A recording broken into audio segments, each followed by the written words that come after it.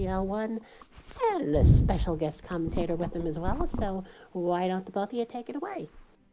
Hello. Well, let's go ahead and get started, and we can do introductions and stuff during the tutorial. Alright. So, go ahead and start the timer in 3, 2, 1, go. I'm just mashing for this cutscene here. So before we can get into any of the boss killing, we've got like a little bit of a tutorial section. We start here in this well. Unfortunately, we don't have our sword to start with, and as everyone knows, if you don't have a sword, you can't actually sprint. So our fastest form of movement is going to be just kind of hopping around. And once we get in range of some of the enemies, we're going to be locking onto them and then hopping around, because you get a different hop animation when you're locked on here. I just have to be careful of them. So the point of this section basically is just to kind of teach you about stealth here. So we're going to sneak our way through here as we are. They have no idea that we're here. They're just doing some unrelated target practice. And then we can come up here. If I can get up this. There we go. To our first child, which is where we're going to get our first swords. Because in this universe, swords come from children. But I am not alone here. I'm joined by my commentator, KK, Counter Kitty. You can go ahead and introduce yourself, KK. You guys probably know me. My name is Counter Kitty. Most people call me KK. I'm an Aussie Dark Souls speedrunner, and I don't really know much about Sekiro, but I'm here to give Spacey emotional support. You have played it, at least. I have played it. Beat it, in fact. Did. Yeah, KK, I love KK. Definitely check her out. She's a great runner, been in the Souls community a long time, and great streamer, very creative VTuber rig as well. Thank you. Alright, so we got one mini-boss down here. And so we've got, at the end of the tutorial section, we're going to meet Genny for the first time. We'll get to see him plenty of other times. We're actually just going to let him kill us. Despite the fact that this is all bosses and mini-bosses. You know, it's not called beat all bosses and mini-bosses, so we're going to let him beat us, because it achieves basically the same thing as if we beat him anyway. And we'll see him plenty more throughout the run, so don't you worry, Genny He fans. gazes upon us, and that counts. Yes. And then he disappears from the world. And so, bam. Now we have our grappling hook. Oh yeah, by the way, we didn't have our grappling hook before, despite the fact that I used the grappling hook. So even when you don't have the grappling hook active, it's basically still in your character, but the grappling points are disabled. But you can force the game to let you grapple anyway by hanging from a ledge and then mashing jump plus grapple. And you really do just kind of mash them together, and eventually it works. But if we had to do that for the whole run, it would be very slow. So fortunately, we get the grappling hook very quickly. And so now we're just going to be running through levels with a mix of sprinting, grappling, jumping, wall kicking. One of the things that they added in this from the other Souls, the FromSoft games, is yeah, a lot more movement options and more vertical levels, which I definitely enjoy. We're coming up to another mini-boss here. So most bosses and mini-bosses are going to take at least 2 what are called death blows, signified by those circles up in the top left by the enemy health bar. And in a lot of cases you can get a stealth death blow by hitting the boss before it aggroes in certain ways. Different bosses and mini-bosses are going to be vulnerable to different types of stealth death blows. There are also going to be some fights that are not supposed to be vulnerable to stealth death blows that we make vulnerable to stealth death blows. So look forward to that. We're going to talk to this old lady. She's going to give us a bell that lets us access an important optional area later that does have bosses and mini-bosses in it. So, you know, make sure you talk to the old people in your life. They may give you access to cool optional content, which is not optional for us. Talking to my grandma so I can unlock the fight with my dad. Yeah, literally. Someone else's grandma, I guess, in this case, but otherwise, spot on. And then, so we picked up some sugars there. Sugars are going to be the main type of buff that we get. Those are stealth sugars, which let us be stealthy, but we don't actually want to use one yet. We want to save them for later. So I have to do some fairly specific movement there to get around Ogre here without him seeing me, and then I can just kind of creep up behind him and start the fight with Stealth Death Blow. Much easier to do if you just use a Stealth Sugar casually. And there we go, we're just kind of circling around him. We're not going to parry Ogre too much, because anything that you could parry generally is going to push you back really far. And it just, like, it wastes more time than just hitting him anyway, in this case. And then, so we deliberately let that guy shoot at us. That's going to bait that guard to run away, which is going to let us get a death blow on this mini-boss here. And then I'm going to kind of push him away so that I, hopefully, don't get hit by the gunman. I think we're good. And then, so I'm doing a strat here called dead angling. Or a genre of strat, you could say. Where I'm kind of like starting my attack in one direction and then turning towards the boss right before the attack comes out.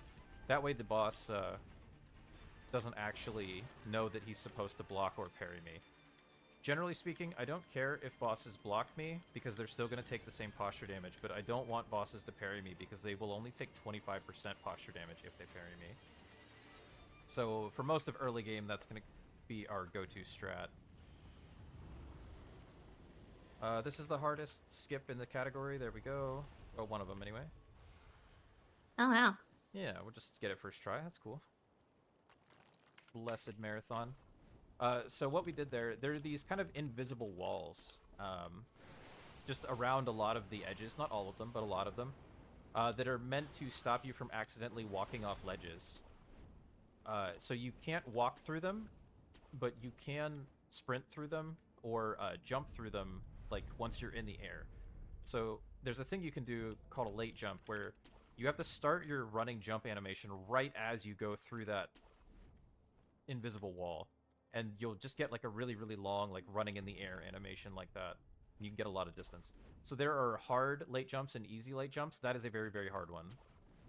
Most of the other late jumps that we'll be doing, including this one that's coming right up, this is going to be like an easier one, provided I get the positioning right. So I'm doing specific movement here to make sure that Gyobu doesn't break this tower. At least not before I'm done with it. Now he can break it if he wants. And that's an easy late jump as long as I go off the right side there. So it's still, like, it takes some practice to get. But, you know, by the standard of late jumps, it's a pretty easy one. And then, yeah, the music is going to stop. That's a boss fight back there. Don't worry. He'll take care of himself. This looks like bad pattern. That's okay. So we may have to wait. Not again. Yeah, it's alright. Might have to wait here a little bit. Eventually, he will try to path to us. So right now, is he just doing some weird RNG attacks? Yeah, he'll just, like, he literally, there's an attack he can do where he will run to the edge and then kind of skid and then just do another loop before he runs off, basically. I see. What's the likelihood of that? Unclear. Seems to be, like, close enough to 50-50 that it's hard for me to say that one is, like, way more common than the other. It just feels like a thing that happens. Okay. Like, you'll get it a lot of times in a row, and then it feels like you'll get a couple in a row where he doesn't do it. And then, so we killed Bull there. So I'm doing an aggro chain here. So aggro chains, the way that they work, in the other FromSoft games, the game is, like, constantly saving your grounded position, in addition to saving, like, normally, right? So in this game, they actually changed it so that if an enemy has aggro on you, then it does not save your grounded position. And this is to prevent you from cheesing enemies by, like, walking up behind where they spawn, quitting out to restore them to their spawn point, and then stealth death blowing them. However, we can take advantage of that, as we did there, by deliberately maintaining aggro on us, and then we quit out, and it warps us back to where we first started the aggro chain. So that's why it's important when I kill Bull, I have to kill Bull in a fairly specific spot, because I need, like, his arena becomes stable ground, as we would say. The game will try to save my stable position. And so, like, once he's dead, I have, like, a little bit of time where I have to do something to stop the game from saving my position. Generally, you would kill him near the wall, and then you would wall hug. That's one we're going to be using for aggro chains a lot, is wall hugging. Hug your walls. And then the other one that I did there was a backup where I actually just ran and jumped on a bit of collision that is not considered stable ground, as it's called. So we got a little creative there, but there's like a bunch of different places in the arena you can do for safety if you don't manage to kill him near the wall.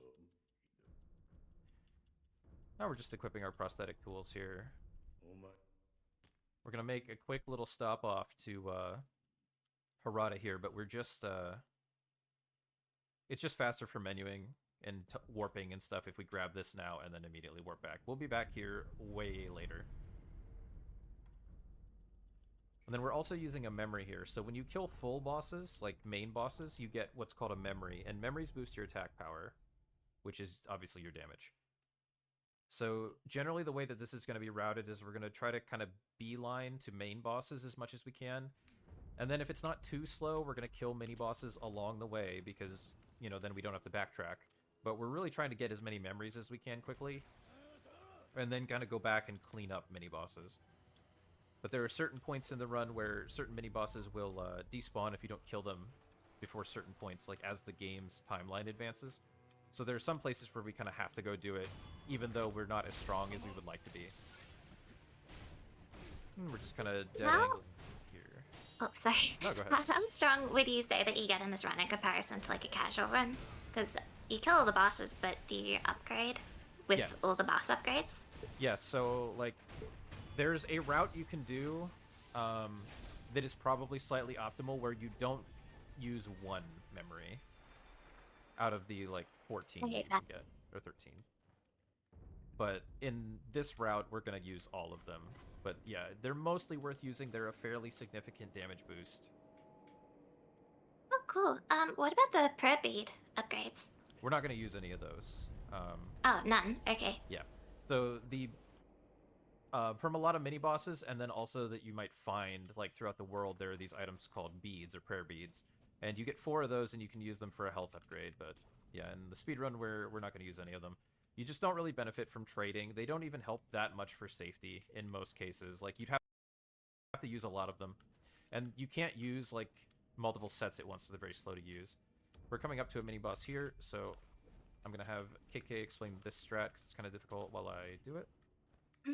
So Spacey is going to jump onto a very specific spot here, and basically what that's going to do is it's going to cause the far gunman to go into a yellow alert while Spacey fights the boss, which will guarantee that the gunman will de-aggro on his own. He's going to do a specific dead angle strat here that you can see where he's going to let the mini-boss block him once, then turn away so that he gets a second hit on her while also pushing her back towards the wall so she doesn't jump away. All of this is essentially to minimize how often she grabs, which she almost always does at the beginning of the fight. Yeah, that was a decent one. I messed up right at the end. If I'd gotten one more 180 there, it would have been like basically really good. And she didn't grab a lot on her own.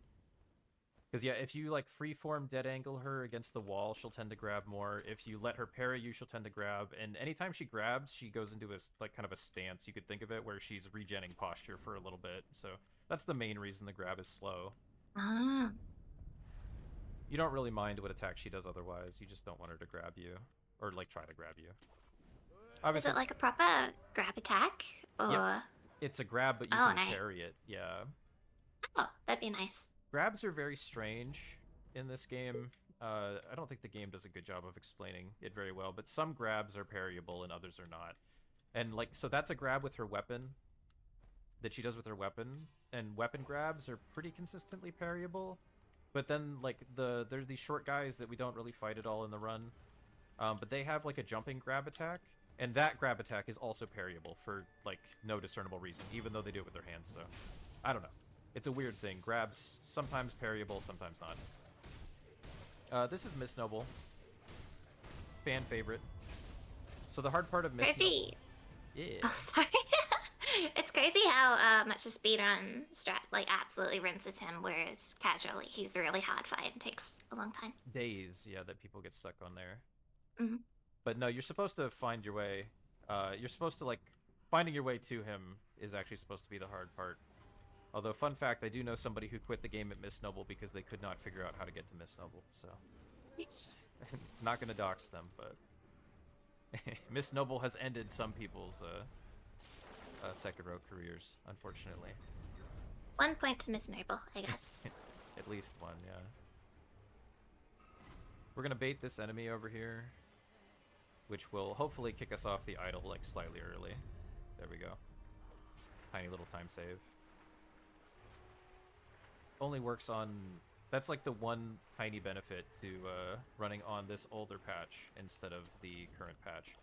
Basically every other strat that you will see me do in this, you could do on current patch, even though we're not quite on current patch. And we're just gonna jump around here. This is like not intentional, it's like a little bit of a skip, but they obviously didn't care very much if you did do this. It's a funny little thing. And then we're grabbing confetti, which we will explain later when we use it, and then we're making our way to Corrupted Monk. So we're gonna do a specific insta-kill on Corrupted Monk. There we go. It's pretty free with this strat. There is no backup if I screw it up. 3, 4, 5, run, snap. Wow. Cool. So I entered the arena from the side there so that she wouldn't see me to aggro on me. And then I enter from the side, and then I can just like... Oops. Not yet. I can basically just spam anything that would knock her back. It's not like an attack that does damage. Because she's scripted so that she won't actually aggro on you unless you hit her or you like enter her field of vision. Because she wants to do this walk forward. And then a, like she does like a 5 swing animation that's not important. But so even if you make noise behind her, because normally enemies like will turn towards you if you make noise and then aggro on you, she won't actually do the turn animation because she's like scripted to stand there. So that means we can use a combination of snap seeds in this case, and then firecrackers to stealthily push her back. And then even though you're not supposed to be able to stealth deathblow her, she shares the model with another boss that you can stealth deathblow from above. So if you manage to get her far enough back that you can hit her with that, you can just kill the entire phase, which is... It's a one-phase boss, so... We're gonna go in the Genny hole here. I'll explain a little bit more about air swimming later, but we're gonna use it to just get to the top of this building here. It's only like a few seconds faster than the fastest way up here without air swimming. It's not actually a very big skip, funnily enough. People always think that air swimming saves a lot of time, but most of the air swims we do save like a few seconds. Is Genny Hole the usual term for that? That's my usual term for it. Okay. And then we bait him into the corner, not to be Genny's corner, not to be confused with Genny's hole. They're different. Oh, never.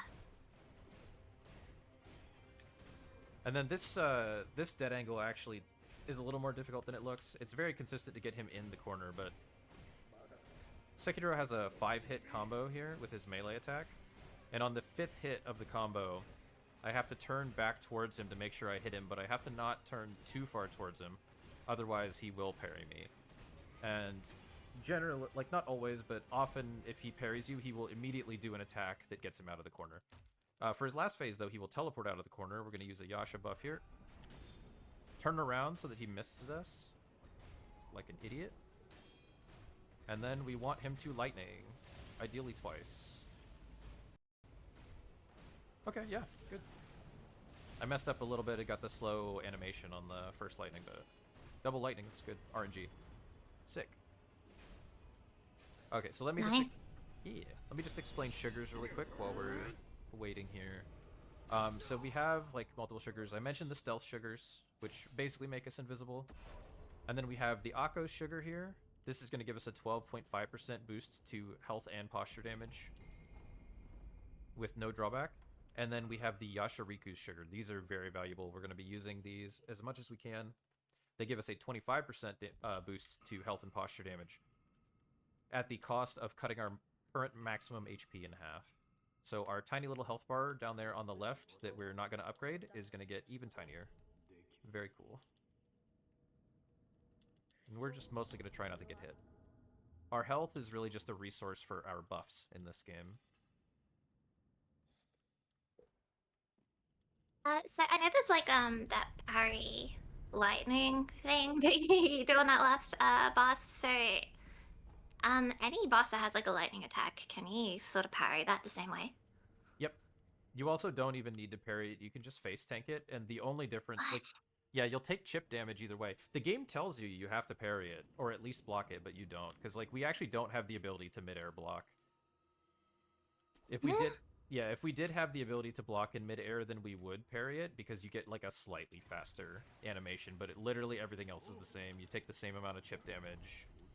Uh, like, it does the same amount of damage to the boss. You could just tank whatever hit to the face and then throw it back, yeah. I, I wish I knew that. Yeah, you don't have to agonize over trying to block. You just have to get hit and then hit R1 to send it back. Some people also think you need to talk. There's like a scroll by a mini boss that explains lightning reversals to you, kind of. Again, not like the most accurate. No, we did that already. Not the most accurately, but it. People sometimes think you need to get that, like you need to use that scroll to be able to lightning reversal, but no, you can just always do it. Because we will kill that mini boss later, but we haven't yet. Hmm. Now I can explain air swimming because we're going to be doing a bit of a longer one. So a lot of games have air swimming. This one works pretty similar to most. When the devs coded swimming, they didn't code like little ponds or bodies of water. Instead, they just coded planes over enclosed spaces. And when you go down through the plane, you go into swim state. When you go up through the plane, then you get taken out of swim state. So what we can do is go down through the plane cheekily from out of bounds, where we're not enclosed in the space, and then we can just kind of go wherever with it. Now, there are some caveats. We have to be kind of careful about load zones. If you hit a load zone in an area that isn't where the game thinks you got your swim, then it will instantly kill you, even if you've got revives left. So there's a couple ways around this. We can surface and then unsurface like we did there, and that'll change where the game thinks we got our swim, and then we can do quit outs like that there as well. But it's kind of very specific, like where you can quit out, because if you like quit out in an area where you're not like close enough to collision that's like stable ground, then the game won't save your position, and you'll like when you load back into the game, you'll just get a black screen, and then eventually the game will kill you, which is very bad. So like routing these longer swims is actually kind of complex. Oh, here's the Armored Knight. You are supposed to kill him with fall damage. We're just, you know, doing it a different way. I mean, you did still kill him with full damage, I guess. Exactly. And then, see, we can just kind of wedge ourselves down into the swim plane and get just low enough that we can go back up through it. Gonna take a quick detour to the zoo. Who loves the zoo? Everybody love the zoo? We got a little collection of giraffes down here. This is a giraffe. Don't worry about it. They're different in Japan. If you don't But believe can me... you imagine going to a zoo and seeing that thing? Yeah, look at his eyes. He's cute, though. I'd feed him. I'd feed him. Yeah, if you don't believe me that that's a giraffe, you'll believe me later, because the game will vindicate me. We're doing another little aggro chain here, and then we're going to make our way over to monkeys. And there's a very easy way to do monkeys with Agachin Sugar. We're going to do the slightly faster, much harder way, though, without Agachin Sugar, because that's what marathons are about. Nice, he didn't kill us. But so once I get up to the door, KK is going to explain the strat while I try my damnedest to do it. I'll do my best. So basically, if you guys are unfamiliar with the monkeys boss coming up here, they're a bit of a puzzle boss. There's 4 monkeys in this huge arena, and each of them have their own kind of gimmick. So hello. Sorry, my dogs. So the way Space is doing it, obviously, is it's interesting. It's interesting. So immediately upon spawning into the fight, Spacey is going to kill the white monkey as he follows us for the entire fight. He's going to run at a specific angle, jump at a board, do 2 R1s, and buffer a grapple out of that to get to the exact position he needs. And then he's going to kill the orange and the green monkey, but not the orange monkey. Yeah, I missed. That's okay. I grappled too early on the second grapple. Nuts. So if lined up and timed correctly, that grapple would bonk and stun both the monkeys here, but obviously that did not happen. And we're gonna shuriken this purple monkey here in this specific little room because this is the only room that he takes shuriken damage. We're gonna reset the fight because Spacey did not kill the orange monkey, but it's okay because I think we can get him pretty quickly. Like that. Nice. Oh, Ooh. that's fine. Oh my. That's a funny way to take your first death, but it's fine. It doesn't matter. Yeah, gotcha-less monkeys is very hard. So with this fight, they will have the one's invisible and follows you around. One can only be killed in the dark room, right? What are the other two? The green monkey hears really well. So you're supposed to lure him over to the bell and then ring the bell, which stuns him because it's too loud for his little ears. Poor buddy. Mm-hmm. And then the other monkey is just loud and annoying, and he alerts the other monkeys, but he's not particularly persuasive. I see. Okay. So you're just supposed to kind of sneak up behind him, like, generally. I don't know. That one, there's, like, a less clear, like, intended solution, I think. They ran out of monkey gimmicks. Yeah. Okay, now we've got a somewhat difficult fight here, because I'm going to try to, kill this Shichiman here. So the Shichiman are a type of, like, undead enemy, where I basically need confetti to do meaningful damage to them. So that means if I die here, I have to waste an extra confetti, which I have to adjust my whole route to, so that's good. I'm basically just trying to... I'm going to run over here to, like, manipulate his teleport. So he'll teleport over here. And then same as phase 1, I'm going to try to circle around him. 3, 4, stagger. Then I need to go back towards him so I don't over-rotate him, and then I can finish. Okay, good. Not a super hard fight, but, like, very bad if you do mess it up. And your damage is so low, you, like, just barely have enough Yasha Sugar, because Yasha Sugars only last 30 seconds. But Confetti lasts a minute at least. But when you miss out on the Yasha damage, it's going to take, like, a lot more hits, and he can teleport away again. And then you risk getting, like, taking too long, and then you run out of confetti, and it's bad. So, yeah, not the most difficult fight, but for, like, no reset stuff like this, I dread it a little bit. But we got through it, so. Before that over-rotating him makes it sound like you're, like, activating the gluten, or you're, like, a microwave or something. Yeah, that guy's a lot more deadly than gluten, I think, even. That's saying a lot. Yeah, so that's where that's the mini boss where the scroll behind him tells you about lightning reversals, but you don't even need to do. Oh, that's not good. Oh, right, because normally that's how you get up to Genichiro, isn't it? Yeah, so you even without that, a lot of people don't realize you don't need to do a skip to get, like, to actually skip that fight. You can just kind of go, like, a different route through the castle and then come up through Ishin's room. So I did a death blow on the random enemy instead of the mini boss there. That's what went wrong there. But now we're just gonna go for it. Just gonna kill the mini boss, which I do know how to do. Allegedly. Yes. I do love that though, that you can cancel fall damage by stabbing a guy. Don't recommend trying that one in real life. Not to link everything back to Dark Souls 2, but it always makes me think of the fire salamander. Are you aware? Can you plunge attack? I don't. Explain the fire salamander to me. It's just a salamander on a big drop, and everyone just jumps onto it. Nice. There's not really much else to explain. That prevents fall damage though? Yeah, because you get Plunging attack? Yeah. Okay. Kind of like Fire Sage in DS1. Yeah. Salamanders are so great, man. What can't they do? Ah, dude, aren't they? Yeah. Do you know, sorry, a real diversion from the run. Do you know blue tongue lizards? I think I've seen some lizards with blue tongues. Yeah. Oh, okay. I was sending you a picture specifically of a blue tongue lizard. Nice.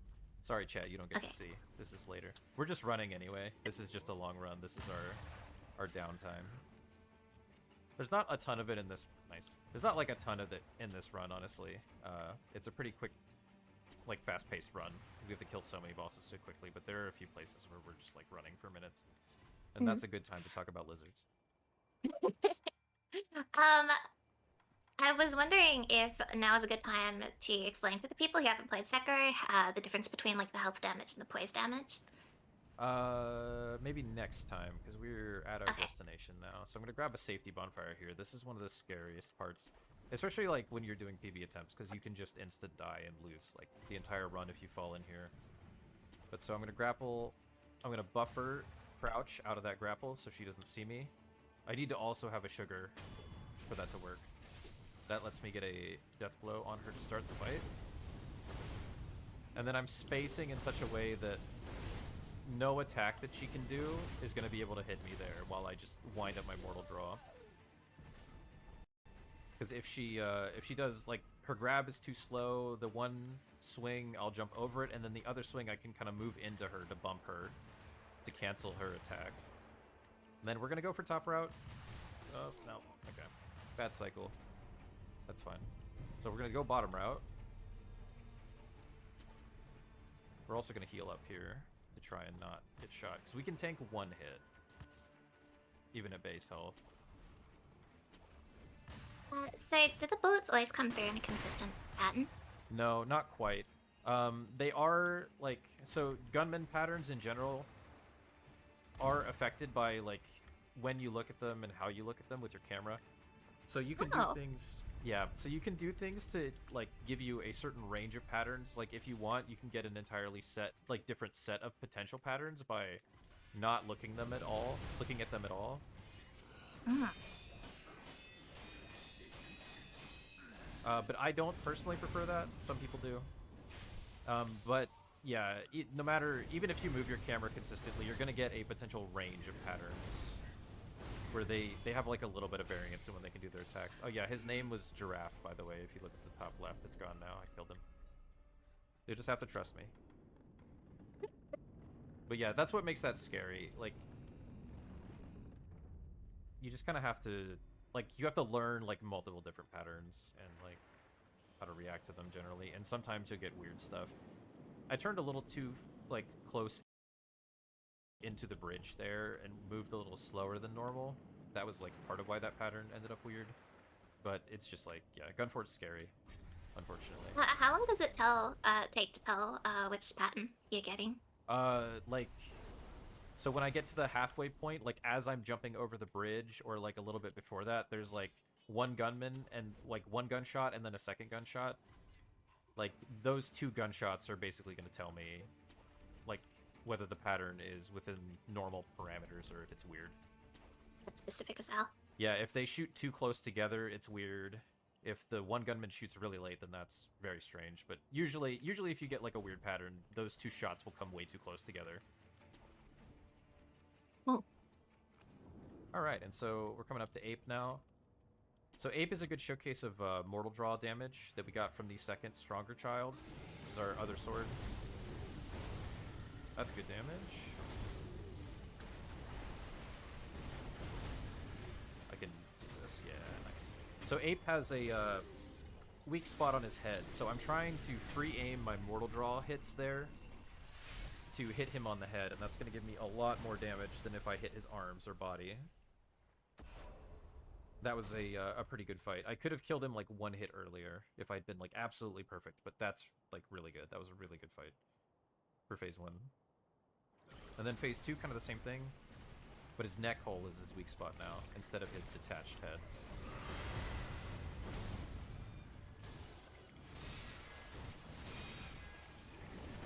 So there's like a certain animation, that was a really good fight. There's like a certain animation he'll do during phase 2 that's meant to give you a free chance to hit his neck hole. but we don't use that because it's slow. Instead, there are specific animations he do where you can just barely clip his neck hole if you free aim it. So it's kind of tricky to do. I know there's not really a better way to describe it, but the term neck hole is fair. There's a lot of holes in this run, you know? You got Genny's hole, Neck hole. neck hole.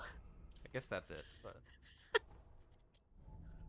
you know, not one to complain about two different holes. Anyway, so now we've got double ape, which is ape, but again, you see.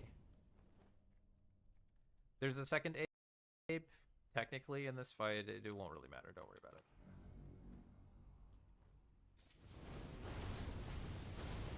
So same thing here, I'm going to try to clip the neck hole, perfect. And then again. That wasn't great damage on that last hit, but that's fine. So she'll pop up. So if he does that, that initial scream to summon the other ape, it doesn't do damage. It has a hitbox. But there's like just a general thing in FromSoft games where like if you get hit by a hitbox, then it deactivates. So if he's going to do that scream, you actually just want to get hit by it as soon as possible. Because it doesn't matter how long he's doing the scream. You've been hit, the hitbox is deactivated, and then you can just hit him again and finish the fight. So a little sloppy on the last phase there, but yeah, it doesn't matter. You just spam Mortal Draw until he dies if you mess up. But it looks cleaner if you do it correctly. Oh, whoops. Right. Sloppy on his neck hole? Question mark? Yes. Thank you, KK. You're welcome. This is why I brought KK. I didn't Information know. of support. Yeah, well, I didn't know if it was. I didn't know it was for that one moment that just happened, but now I know that that's why. Like in a cosmic sense. So This is my purpose. Yeah. Sorry. No, Go on. never apologize for being you, KK. So we're doing another aggro chain here. We want to start it a little later than that guy, so we jumped around him because you're harder to detect if you're in the air because you don't make, like, your footsteps don't make noise. So as long as you don't jump, like, directly into their vision cone, they won't see you. And then I'll be trying to do, like, a bump strat here. So see, like, that, where I, like, kind of jumped into him and it canceled his animation. We've done it a few times. We even, like, made a brief allusion to it at the monkey strat. But yeah, that's like a thing you can do in general. When you're in certain animations, such as Mortal Draw, and the enemy is also in an animation that doesn't have hyper armor, so you can't just always do it, but there are a lot of situations where you can do it. You jump and move like into them, and it will let you stagger them out of whatever attack they're going for, and basically just give you free jump attacks. So it's really strong. It's definitely something that, like, over the years of running this game, that we've routed in more and more places, because you can just get free openings with it. Some of them are really hard, some of them are really easy. That one's not too difficult. It's like a medium difficulty one, I would say. But really, really cool kind of strat that we're just incorporating more and more. Jumping into people to cancel their animation works in real life too. That one is true, yeah. It's a little, it's generally considered a little rude, like as a cultural note, but it's true. It's a thing you can do. It's quicker though. It is quicker. Alright, Coolest so punch in the my game. understanding of this fight is that Spacey's pretty much just reacting to what Hal's gonna do. Yep. Generally, after he does certain attacks, you can just jump to the right with a specific timing, and it will cover everything that he does, but ideally you kind of want to...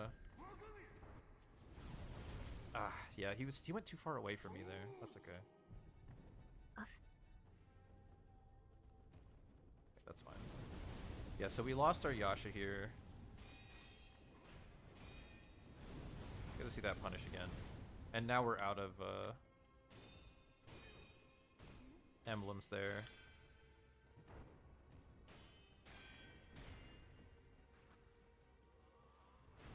Okay, just in time. That was close. He almost recovered his posture. Yeah, he was in a weird position. It's really hard, like, the thing between the phase. It's really hard, like, getting that phase transition. Like, you want to push him back towards the door ideally, which is what I was trying to do. But he went over to the right, and that affects the timing. Because you need to jump at a specific time to not get hit by the smoke bomb, basically. But if you, like, go too late... If you go too late, then, that'll happen where he'll manage to hit you, unfortunately. Oh, Emerald asked if you're using all these clips and glitches, what's restricted about this run? So that's like a newer... that's like a kind of a newer term that was, like, added to this category. This used to be unrestricted. The only thing that's restricted is that there's a specific skip you can do very, very early in the game to get through tutorial faster that involves a force quit. And that's the only thing that's banned, is, like, that force quit strat in this. But they changed the name to restricted anyway. Hmm. But yeah, That's odd. Yeah. I mean, they just didn't want there to be, like, a naming convention difference between, like, it's not a super relevant thing in this category anyway, but it matters a lot for actual any percent, so they just wanted to name all the ones that had force quit banned to restricted, because they aren't, you know, as unrestricted as some other things. That's pretty much it. I see. We're just mashing through dialogue here. I made some mistakes in the dialogue, so I had to mash through some extra times, but it's fine. I'm mostly doing okay at the harder stuff this run, but I am making some funny menuing and easy part mistakes today. That's okay. Would now be a good time to explain the player's health difference? It would have been. No. I yapped. I yapped over it. We're never gonna find out how it works. Nope. Because now we gotta go do... let me adjust. True Monk. Sorry. So this is, the boss that shares a model with Corrupted Monk. So she has an intended Phase 2 skip, where you can skip her entire Phase 2 with a stealth deathblow from above. She breaks aggro from you, and you can go up in a tree and deathblow her. But that allows us to actually do, not only to insta-kill Corrupted Monk, but we can also do a phase skip on Phase 1. We have to enter the arena in a very specific way, and then, so she's not visible. Visually, she jumps into the arena, but she's actually hidden there. She's just invisible. And so we can hit her deathblow trigger from here, but it's fairly tricky. That, she'll just pop in. I'll go for the swag deathblow. Nice, so she's over there. I'm stabbing her over here, because I got her right as she teleported. Very cool. Ah. Get one hit. 1, 2, 3, 4. Jump. 1, 2. Jump. 1. Dodge. Jump. And that's Corrupted Monk. Sick as. Is that last phase, is that like pretty consistent? It is 100% consistent. She will, well, so that's an interesting thing. If you skip Phase 1, the way that we did, she will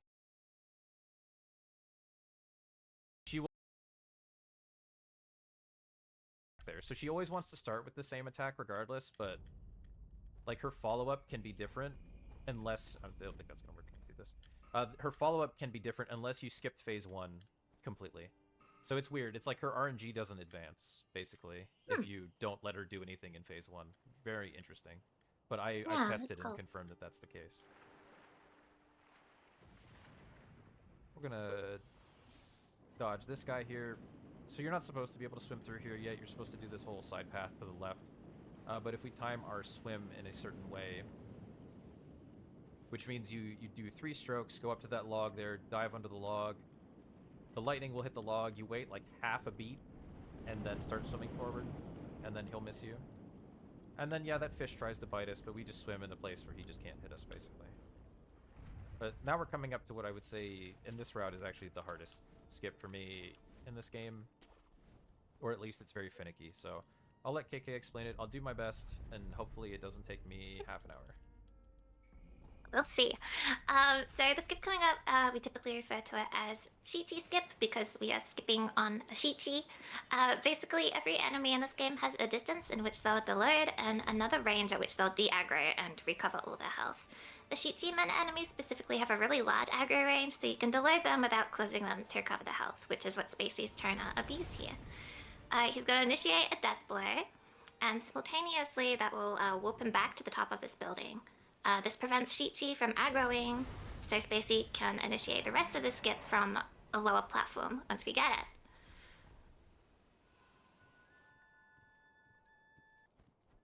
So I'm just watching. Oh no! That means I jumped too early. I see. Well, and got a little unlucky because like there may not be an orb there even if you do jump early. So it's like you don't want to wait longer than you have to, but like yeah, it's safer to wait until those orbs despawn. So basically, we're just trying to get 2 death blows, but it's very finicky to get those. So Spacey doesn't have to use a confetti buff that you normally would have to use to fight these enemies. Yeah, this skip, it's like it's just I'm very like hot or cold with it, unfortunately. I have it first try in my PB, but yeah, I've been cold with it lately. Like sometimes I'll just get it for like first try multiple times. My notes on this skip says sometimes for an unknown reason, if you get the first death blow on the first attempt, you have to hit the ground and reset. How often is that? Unclear. I'm pretty sure it has to do with like how you death blow him, because it feels very random. Like sometimes you won't have to do it hardly at all, and other times you like have to do it a lot. So like I feel like it's one of those things eventually we'll solve it. Like it's probably has to do with hitting him a certain way, or like letting him aggro on you or something like that, because basically he just fails to de-aggro. Yeah. And so you have to splat again, which will successfully de-aggro him.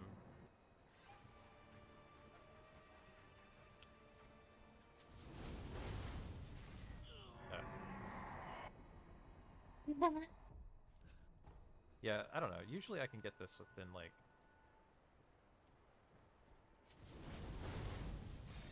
without having to reset my health at least. You're just highlighting how tough the skip is, which is important. Yeah.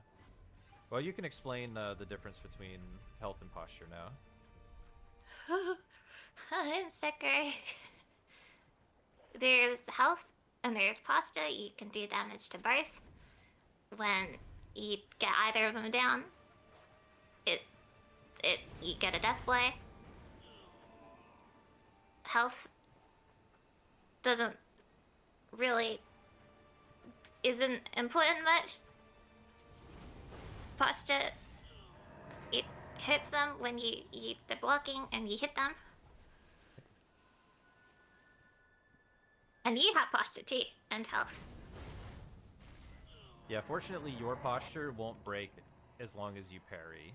If you miss a parry, your posture will break, because your posture, how much posture you have is also related to how many like beads you have, like what your vitality is. So, like because we don't upgrade our health at all, and then also like cut our health and posture in half with Yasha, like our posture would break really easily if we miss a parry.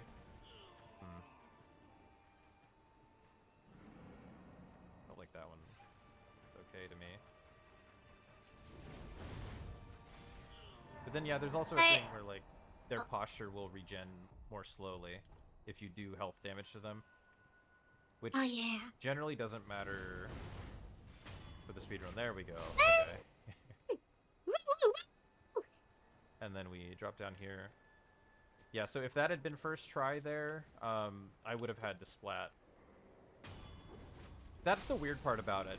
Like, so, like, his health bar appears and then disappears in a certain amount of time in the top left. And that tells you, like, what death animation you get, basically. And there's, like, one specific death animation that you can get where the health bar, like, appears and then disappears, like, almost instantly. And, yeah, if you get the jump on the first try, and you get that death animation, then he won't de-aggro properly, and you have to splat. That's, I guess, the weirdest part, is that you only have to do it if you get it first try. Like, I don't understand why that would be the case. Well, You've only been running Sekiro for like 6 years, so you've got plenty of time to figure it out. Got 6 more years. And then this is a headless. This is another enemy like the Shichiman normally, where you need the confetti to do significant damage to them. The underwater ones you actually don't, which there's like a lore reason for that, but we don't have to get into that. But yeah, so that's another thing we have to take into account for confetti routing. But in this case, we do use confetti because we want to use a Gotchin sugar because he has a twin over on the left that will launch like beams at us if we are visible. So we need to be invisible, and you can't have 2 sugar buffs active at the same time. So we use confetti for damage instead, and then the Gotchin sugar so that we don't get hassled. Oh yeah, and this is another bull. If you Firecracker Bull when he's not aggroed onto you, he will immediately go into that death charge, and then you just have to bait him into a wall. So I just hit him to make sure he followed me. Like that, and then he will just insta-die. You can also get a stealth death blow from above on the bull, but it does, like, you know, not all of the damage, so you'd rather just drop in Firecracker. Kind of an odd question. I noticed that bull kind of has like a skull face. Does the first bull that you fight have that? No, it's because this is like a supernatural bull. Oh, well, it looks sick. It does look cool, yeah. It's pretty cool. The Sakura bull, as it's called, but bull's kind of an annoying fight. Like, honestly, like, parrying bull isn't annoying. Like, if you know how to parry bull, like, I think the fight kind of works. The problem is just that you take chip damage from the elemental damage that it does, even if you parry correctly. And that's just really counterintuitive with the way that everything else in the game works, that you can do something correct and get punished for it. Mm. And yeah, because we haven't upgraded our health at all, like it's very manageable with regular bull, because regular bull you fight at such a, like, it's such a low level, like it's scaling. But, you know, we're supposed to have a lot more health now, so it's like you just have to heal every other combo if you fight that bull like normally like this. It's just obnoxious. Yeah. That I remember that made me very mad casually. Yeah. Just Firecracker that one. It's fine. You have my permission.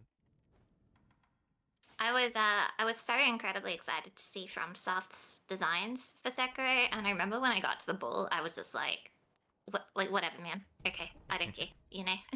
Yeah. Yeah, so there's a way you can fight bull as well, where you don't have to parry the head and you just like hug its butt and smack it over and over. But it's so boring and it's so slow because bull takes more damage if you hit him in the head. So just like, Yeah.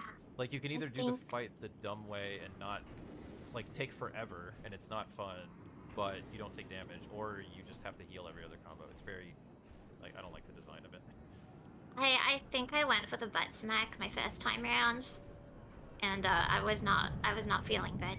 Almost everybody does, yeah. But that's what I mean. It's like, I don't know. Sometimes I find myself in the awkward position of being kind of a bull defender, because it's like, no, once you learn to parry, like mechanic, like in terms of like the combos that he has and everything like that, it's a cool fight. But yeah, it's like you just take damage all the time and it kind of ruins it. So I don't know. Like I think bull is like, I see where they were going with bull, but yeah, they were not cooking, unfortunately. They bro overcooked, I think. Miyazaki's cooking, but I ain't eating. I got another lone shadow here, so I just climbed up on the roof there so I wouldn't aggro the dogs. Let sleeping dogs continue to be sleeping dogs, as the saying goes. I messed up a little bit there.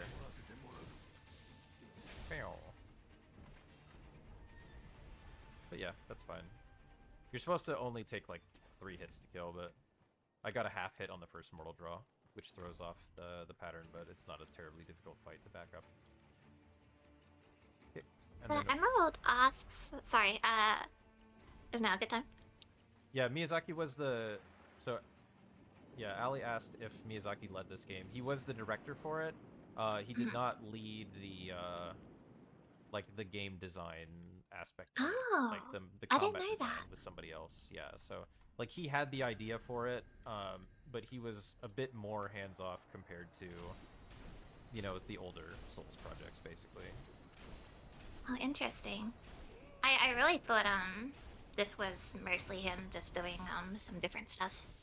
Yeah, the concept, they talked about it in interviews before it came out. Like, it's one of their main, like, lead game designers who's been with them forever, not like some new guy or something who came up with Is the that parry is that the system. guy who's directing Night Rain?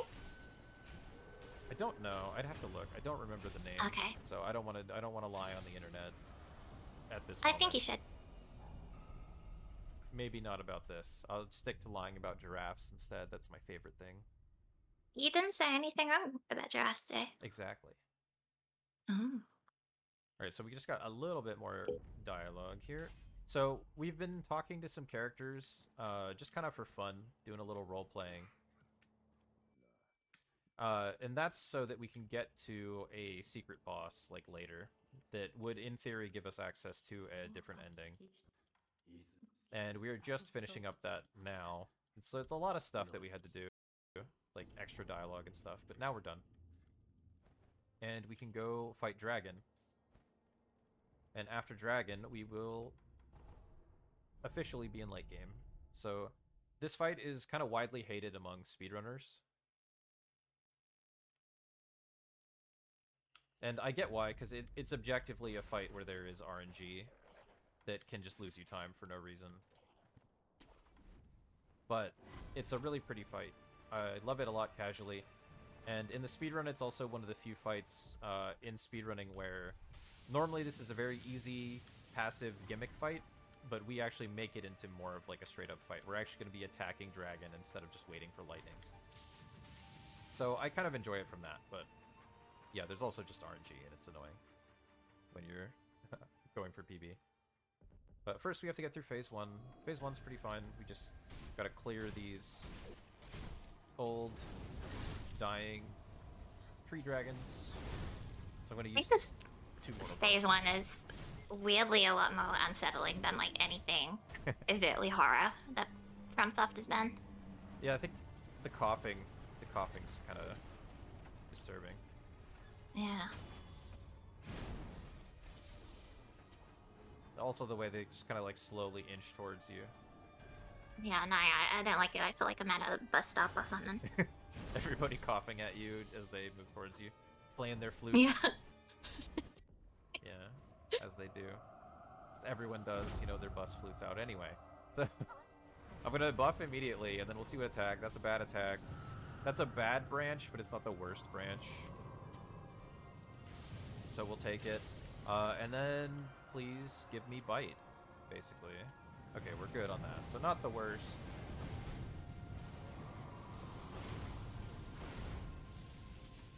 That's good second lightning as well. Okay, so that's like a little below average, I would say, but not. It's like, I don't know. The second branch was really good. So, but yeah, so there's 5 branches the lightning can spawn on, and he has 2 openers. That's the less good opener. It generally doesn't matter if he picks if it picks a branch to the right, then it's fine. But because his sword is like on his left side, if you try to just grapple straight to a branch on the left, he will just kill you. Which, in speedrunning terms, not to get too technical, is bad. So we have to like wait a little bit and time our grapple. Like, can't just spam. So you just lose time to that. And then we just finish the fight here. Swing.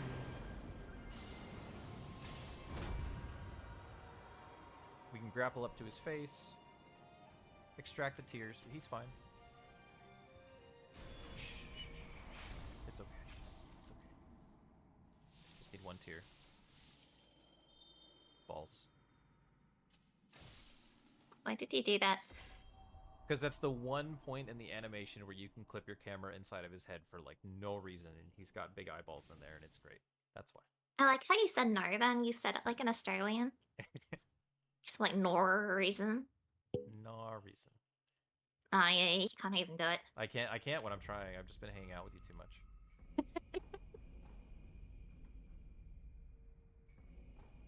We just use that memory there, and then we can warp right to Harada Estate. So I like to do this part with keyboard. So we've been doing a lot of damage so far with, like, you know, using our fancy sweet spot hits and our Yasha sugars and all that.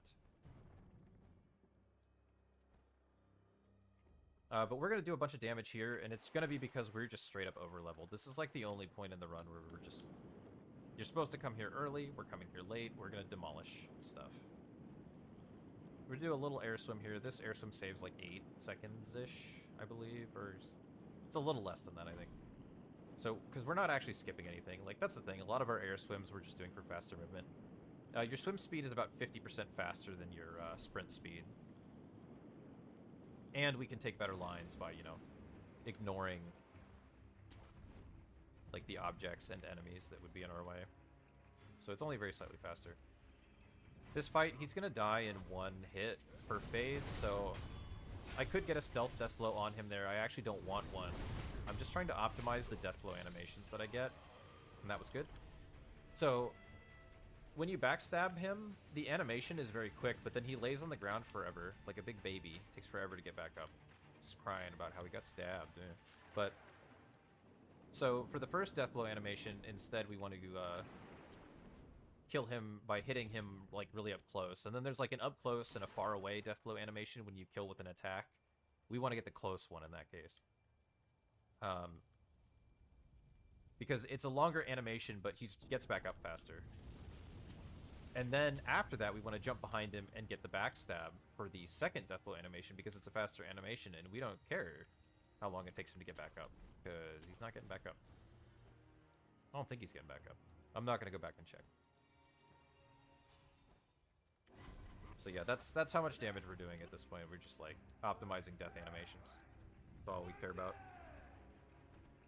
And we're coming up to Drunkard here. Everyone's least favorite boss, casually. This boss is actually, like, really good. Like, mechanically, I swear to you. But every single time you have to fight him, he has a bunch of ads around him. So nobody knows that this fight is really good mechanically, because nobody bothers to learn it, because doing it's terrible. But I promise you, it's a good fight. Or a good boss with bad fights, however you want to phrase it. But we're just going to sneak up behind him here with a stealth sugar. Like I said, we can only use 1 sugar at a time. However, we can sneak up behind with the stealth sugar, pop a Yasha real quick, as the kids say, and then backstab him before he has a chance to notice that we're behind him. And so that effectively lets us have the best of both worlds. Even though we lose our stealth sugar, we don't need it anymore because we're about to engage in combat. And so we're going to be doing that a decent bit in late game, now that we've got, like, a lot of buffs and stuff. Where we're going to stealth up behind somebody, and then we're going to sugar buff right behind him and then stab him immediately. Absolutely love how you power through those walls. Yeah. Just a better line. And then I'm going to buff right before here, so just have to react to her opener. Oh, that's a good opener. Nice. Nice. And then KK can explain phase 2. So as always, Spacey is going to want to position himself and time his mortal draw very specifically. What we're trying to do is hit her right as she lands, so that she takes full damage but still has hyper armor so she won't stagger. So let's see how this goes. It was almost Nice. early, but it was good. Yeah. Nice. So the reasoning for that is we don't want her to stagger so that he can immediately hit her with another full damage mortal draw and then do a jumping one towards her as she steps back to finish the fight. And it's because the jumping mortal draw is slightly quicker, isn't it? It's stronger. Oh my god. Yeah, so it actually does... Yeah, I didn't explain that, but yeah, if you jump with Mortal Draw, the first hit of the 2-hit combo will do more damage. Specifically, there is an upgraded version of Mortal Draw you can get casually called Empowered Mortal Draw that lets you charge up Mortal Draw before you let it, like, release. And for some reason, if you do jumping Mortal Draw, like regular Mortal Draw, even without Empowered Mortal Draw unlocked, you just do the same amount of damage as a fully charged Empowered Mortal Draw. How much extra damage is that? I don't know exactly. Quite a bit. It's like 50? I need the statistics. Yeah, I don't know exactly. It's a lot. But yeah, so that's why a lot of the time we're going to be jumping and mortal drawing. So we're going to go back in our favorite Genny hole. Yay! Hooray! Oh, that's bad. Okay. Oh, and now we just fall for a long time, don't we? Like 45 seconds, yeah. Damn. Are we coming up to the door skip? No. That's in this area, but later. Okay, okay. We have to kill a Demon of Hatred first. Yeah, this is an unfortunate... I was just thinking this is a bad thing to mess up. Because, yeah, you lose a lot of time. Oh well, at least we're the last round, so you don't have to worry about being overestimate. Yeah, I think Not we're... that I think you will be, but yeah, I think we're you looking know. okay on estimate so far. But, yeah. That's an unfortunate mistake that I don't make very often anymore. That is a fairly hard jump. Like it's very weird getting through the Genny hole correctly. You can't just, like, force your way in there. You really gotta finesse it. Wait, was that Emma back there on the floor? Yep. Next to Dead Oh. Ishin. Oh, okay. But we don't actually need the key from her. Oh, she may as well be dead then, I guess. Well, she's fine. She's crouched. She's not dead. Oh, okay, cool. Yeah, Blessed Emma lives on. Just the old man is dead. Oh, okay. I thought Ishin was her, I think. Nice. Okay. So yeah, that whole you have to jump into it from the right angle, and then you walk for like a little bit. So I saw you went kind of diagonally like into the corner. Yeah, you have to hit the collision enough that you can walk on it. You can't just like jump clean through it, or you'll just fall and die. Mm-hmm. So it's like when you're first learning the skips with it. When we first found that hole, it was like a whole learning process. What's the reasoning for the quit outs here? Right. So the first one, we have to load the area because, like I explained, otherwise the game would kill us when we triggered the Demon of Hatred load. Mm-hmm. And then we load Demon of Hatred in, and then we do another quit out to make it so that he's in his aggroed state instead of his so that he's in his sketchy. Okay, we're good. Yeah, you want the fight to be in its second, like as if you're re-entering the fight, because the first time you enter the fight, there's a bunch of ads, and how long it takes him to kill the ads is RNG. Oh. Which with the old cheeses was actually like a big time waste. Like that you could just lose time to RNG because he would take forever to kill them.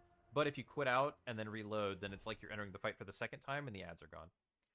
And then we swim away to deload his arena. He follows us. For some reason, there's no collision down there, but for some reason he can just run down on the bottom of the map. Even though there's, like, as you saw, we fell, like, infinitely. The game's, like, auto fall timer just killed us instead. But for some reason, he specifically can run down there. But it's fine, because we could just kite him into a kill box here. So he's dead. We're going to swim over to Ishin. We're not... This doesn't break the Ishin fight at all. It's just a faster way to get to Ishin. And then I'm going to double Mortal Draw phase 1. Hey, Genny. Okay. No good RNG, that's fine. Yeah, it's a slow attack, but... That's Genny. I'm going to run straight up to Ishin here.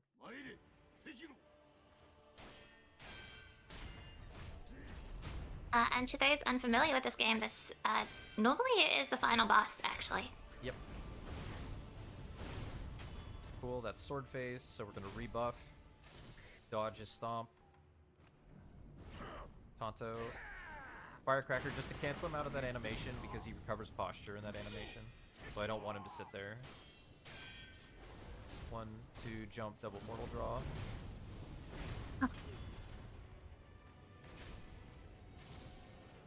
I want to hit him with 1, but I want him to do his lightning.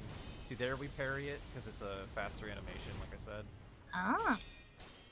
And then we just need to finish. I didn't quite get the attack that I normally try to bait there, but we didn't lose too much time to missing on the long combo. So yeah, that was decent. Not a good pattern on Genny, but fine. Is there any like so he seems to go into lightning pretty consistently in the third phase, right? Yeah. But for the first two phases, are they particularly consistent? Or He doesn't have a ton of different attacks he can do, basically. Mhm. So there's like a few different versions of them. So you are reacting, especially his spear phase. There's actually like a fair bit he can do differently. His sword phase, there's only like a handful of ways it tends to go. Yeah. But yeah, his spear phase before third phase, that's the one where you can like just get bad patterns and lose time. So yeah, so we trigger the credits here. In all bosses FromSoft runs, generally, since you can just, at least in the modern games, you can just stay in new game after triggering the credits. You have to trigger the credits for the sake of the run, but you don't have to end on the credits. So we're going to do that now, because it's just kind of convenient for routing. Which unfortunately means even though we're going to do the secret ending, or get the requirements for the secret ending, which would allow us to save Kuro, we haven't finished that yet. So we just got to kind of shank him real quick. Sorry, buddy. And then be on with our day. Because it would be too slow to trigger credits later, unfortunately for him. We're coming to Orin. She loves to make herself intangible. There we go, that's fine. Firecracker lets me get a backstab on phase 1. Gives her a slightly faster death animation. That's fine. This into jump lets me finish the fight. And we can work back. So I noticed you said a really weird word there Intangible. that I don't understand. Yeah. Can you explain that? So mechanically in the game, there's a difference between being invulnerable and intangible. Invulnerable just means you can't take damage, so like when you dodge and stuff. But then there's like a different state of intangibility, where things just pass through you. And like the way it's coded, there are certain things that will hit you through, like iframes, as people call them, invulnerability frames, but won't hit you when you're intangible. And that matters for like jumping sweep attacks and like stuff like that.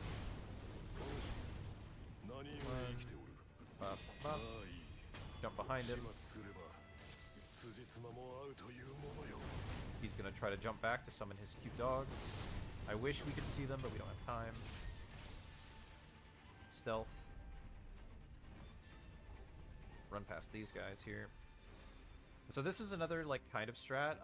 Like it's kind of a cheese, I guess, but like kind of recommend it casually if you want some of these fights that have difficult enemies around with mini bosses. But we're gonna kill these ads here. 1, 2, 3.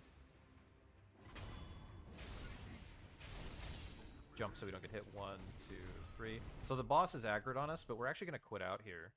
And so what this is going to do is those enemies are going to stay dead, but like I said with the aggro chain thing, it's going to teleport us back away from the boss a bit. So we'll be behind the boss now. So we can actually buff at our leisure and get a free stealth death blow, which normally the enemies around him would prevent. So definitely a cool thing. You can make use of that for a lot of mini-boss fights with ads, like casually. Just kill the ads, quit out, and then do the fight. Well, I like that the death animation, you dig your sword into the scar on his chest. Yeah. That's cool. Yeah, the animations, like the death blow animations in this game go like really hard. It's really, really cool. They did a great job. FromSoft is really, really good at that kind of thing. Another little like detail like with the animations I like in this one is the different details for the buffs, like the animations. Yeah. Specific kanji that appear and everything. Yeah. Different sugars are also animation cancelable at different points in their animations, so that's like a weird thing. You learn to like pay attention to their specific animations, like when you're running. Yeah, so we're just dead angling him, but with Mortal Draw here, because in this case we actually don't want him to parry us or block us at all. We want to get full damage with Mortal Draw. So I'm just taking my opportunities where I have openings that I know I do, and I jump around him, and then yeah. Dead angle Mortal Draw just kills him. Now we have to wait like just a little bit for his dialogue here. In a PB pace attempt, we would like quit out here just to skip that. But obviously RTA, it's faster to just wait. Oh, I sat a little bit too early there and got kicked off. It's fine. What does he say when he dies there? I think he says. I bear in mind I play this without subtitles on because it lets us skip dialogue faster. What? But Oh, that's bizarre. yeah, it is strange. It took us a few years to figure that out as well, hilariously. But yeah, I think he says defeated by my son is not entirely unpleasant, but that might be his dialogue line after like the first fight. I don't remember. But could you Huh. explain Dragon Flash for us, KK? Now that we're using it. I can. So for this fight, as well as the rest of the fights in this run, like all those following, we're actually using a different combat art from Mortal Draw called Dragon Flash. While it does less damage than Mortal Draw, it's done with Sekiro's main sword rather than his Mortal Blade. This means that the damage buff that's usually used on the Shichi men and the headless enemies can be applicable during this combat art, unlike Mortal Draw, meaning that it's better for fighting these enemies. The next mini-boss we fight will also be using Dragon Flash, and it's slower on him, but it's actually faster to just do it like this than it is to swap back and forth. Even though that would take, like, a second. The menu opening and closing is like a little slow, and you have to swap twice because you would have to swap to it and then back. So yeah, it like it adds up quick. It adds up quick, but yeah, I mean, it's pretty small.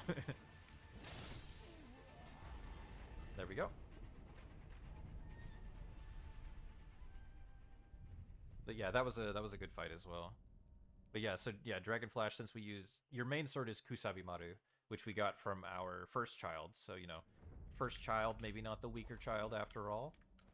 Pretty good sword, maybe. Oh, And did we get our second sword from the second child? we did. Yeah, the Divine Child of Rejuvenating Waters gave us our second sword, Fushigiri. But then we killed the weaker child because we didn't want to go talk to our dad. Nah. That's how it goes. Yeah. So there's two different swords in this game, and you get them both from different children. It's kind of a it's actually like a deliberate parallel that they draw between Kuro and the Divine Child of Rejuvenating Waters. They do a lot of things that are similar. They're like kind of parallel characters, but when you just boil it down to giving you a sword, it's pretty funny to me, specifically. So the second child's just stronger than the first one? Well, that's what I would generally think, but you know, Damn. again, first child scoring some points here in late game. We will switch back to Mortal Draw here for a little bit, though. Okay.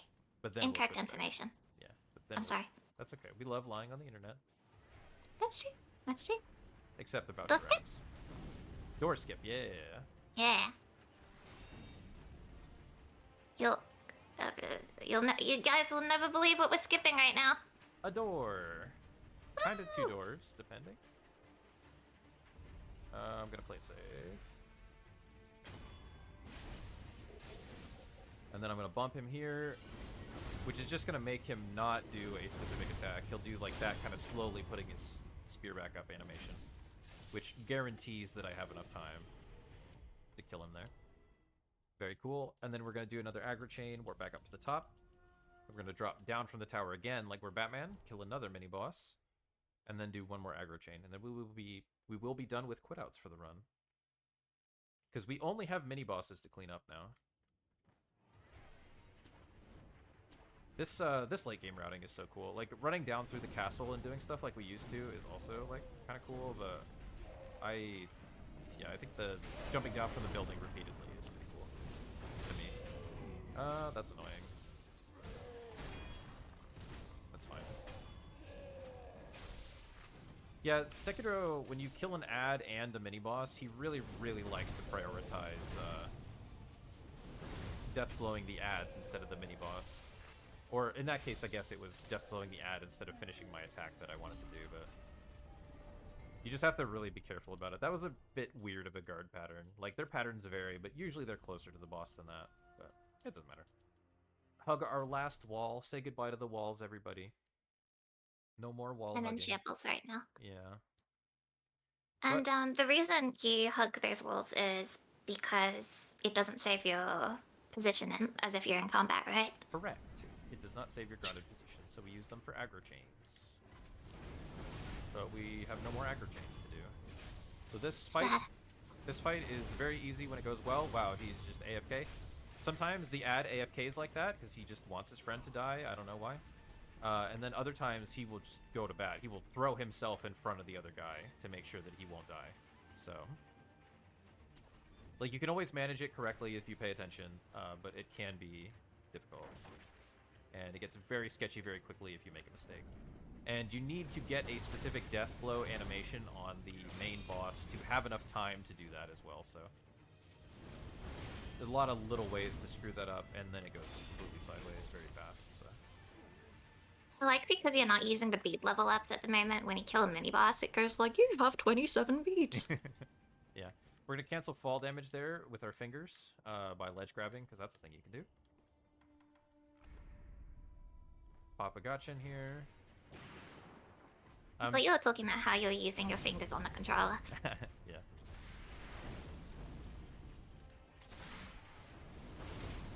Okay. That was a weird gun pattern he gave me, but it's fine. We just went to the side there. He didn't track me, so it worked out okay. And then Shigekichi here, he has armor in his front, so we need to hit him in the back. You can pull it off with the spear, but spear is slow, so we're just going to hit him in the back. This is consistent. This is consistent. Now I need him to do something. Sick. He did something. Sometimes he won't do something. He'll do nothing. And that's really bad. Because then you just have to wait for him. Because you just can't... Because, like, if you try to jump around behind him when he's not doing anything, he'll just turn and look at you. Like, you're the idiot. It's like, man. And he stands there like a moron. Yeah. He's the idiot. Like, obviously. We're coming up to the final boss, though. Final mini-boss. Which will be the end of the run. So... it's a fairly short fight, so get ready on time, but he does have 2 phases, so. We're gonna make sure, yes, we switch back to Dragon Flash for the last fight. Slide under here. This is, Are there any... last headless. Yep. Are there any bosses and mini bosses that only have one death blade? Yeah, Corrupted Monk only has 1. Oh, yeah. Oh, good opener. So Dragon Flash, 1R1 Dragon Flash. And then we want to bait him to try and grab us, which he didn't do for some reason. It's fine. Now he'll go for the grab.